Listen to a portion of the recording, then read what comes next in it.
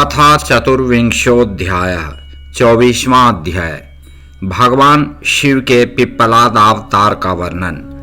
नंदीश्वर बोले, हे प्राज्ञ, अब आप महेश्वर के पिप्पलाद नामक भक्ति वर्धक अन्य अवतार को अत्यंत प्रसन्नता से सुनिए।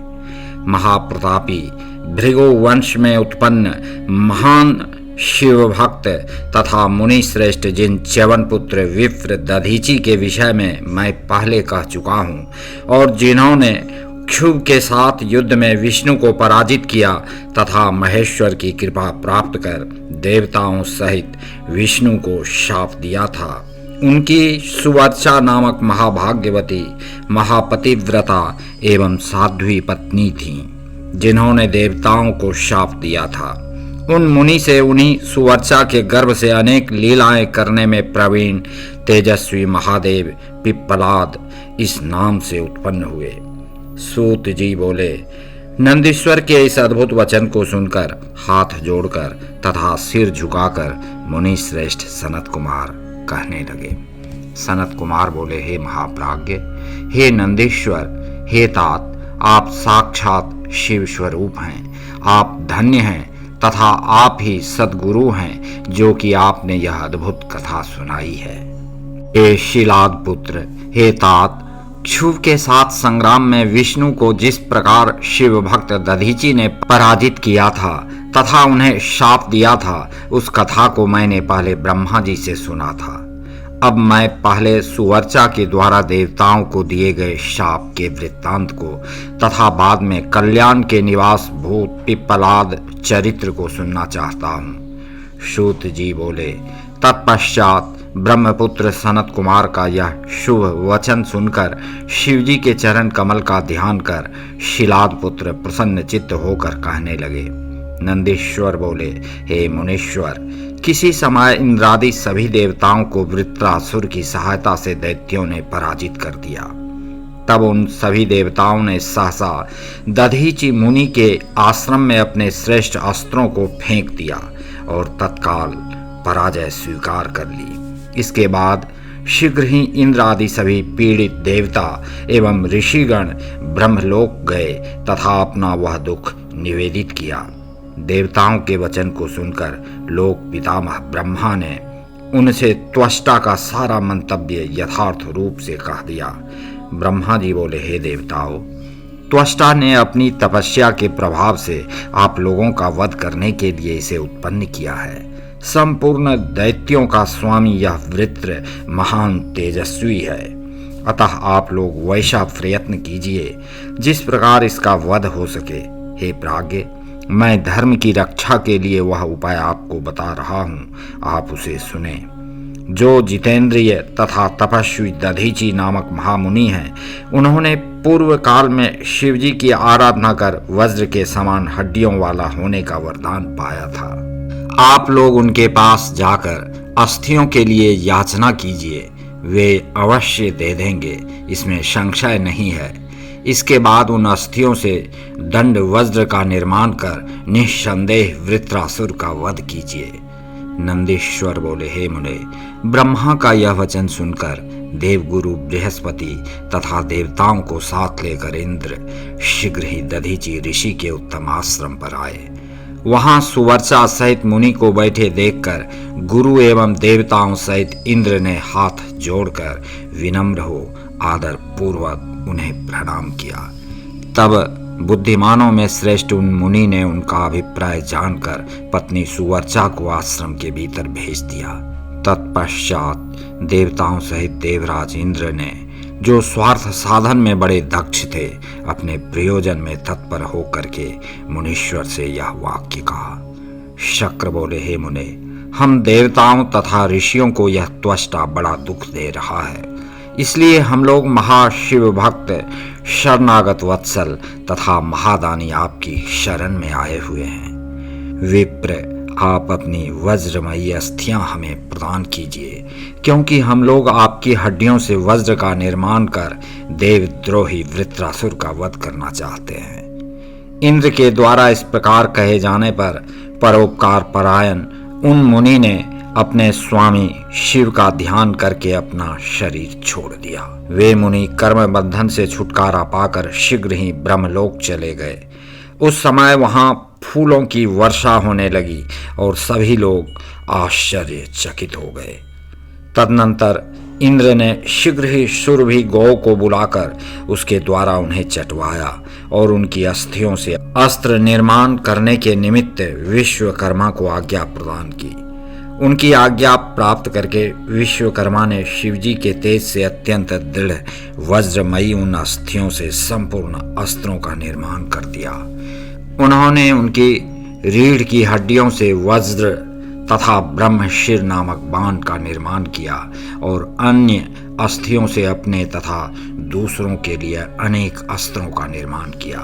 हे मुने, तदनंतर शिवजी के तेज से वृद्धि को प्राप्त इंद्र उस वज्र को उठाकर बड़े वेग से वृत्रासुर पर क्रोध करके इस प्रकार दौड़े मानो रुद्र यम की ओर दौड़ रहे हों। इसके बाद उन इंद्र ने भली भांति सन्नद्ध होकर शीघ्रता से उस वज्र के द्वारा उत्साह पूर्वक पर्वत शिखर के समान वृत्रासुर का सिर काट दिया। हे तात, उस समय देवताओं को महान प्रसन्नता हुई। देवता लोग इंद्र की स्तुति करने लगे और उनके ऊपर फूलों की वर्षा होने लगी। हे तात, मैंने प्रसंगवश आपसे इस चरित्र का वर्णन किया। अब आप मुझसे शिवजी के पिप्पलाद अवतार को आदर पूर्वक सुनिए।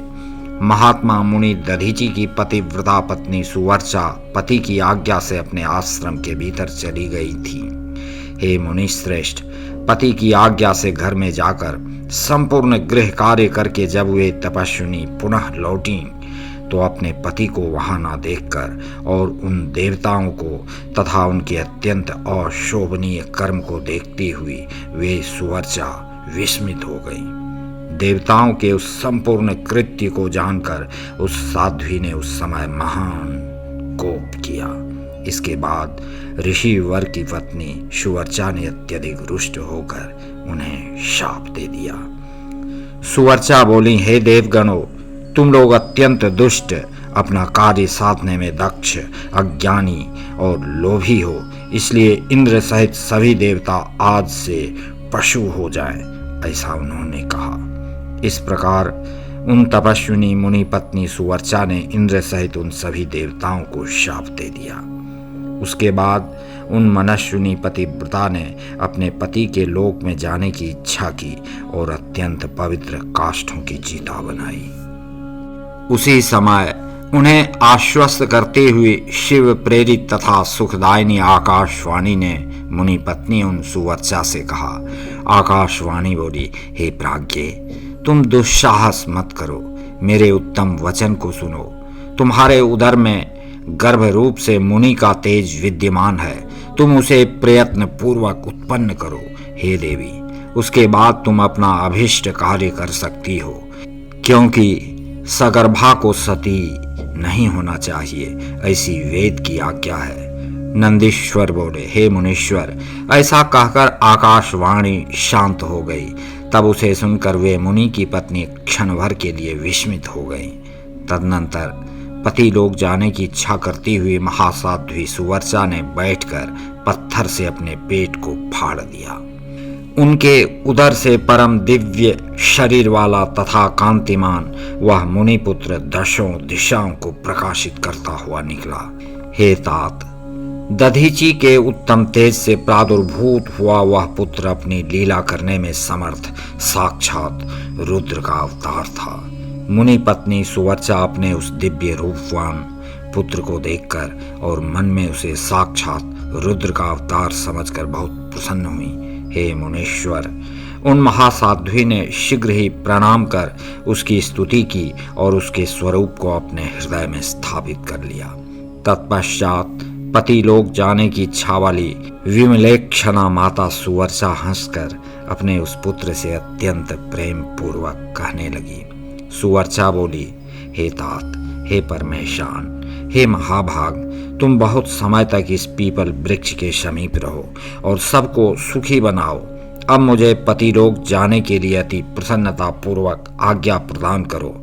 वहां रहती हुई मैं अपने पति के साथ तुझ रुद्र स्वरूप का ध्यान करती रहूंगी।